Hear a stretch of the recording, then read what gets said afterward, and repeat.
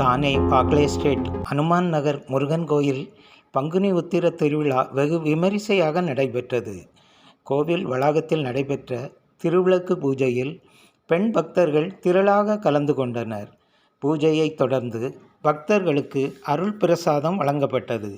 விழாவில் பாஜக பிரமுகர் சி.வி. நடேசன் நாடார், நாடார் வம்சம் தலைவர் ராஜன் நாடார், செயலாளர் மனோஜ்குமார் நாடார், தானே நாடார் சங்க தலைவர் சந்திரன் நாடார் ஆகியோர் முன்னிலை வகித்தனர்.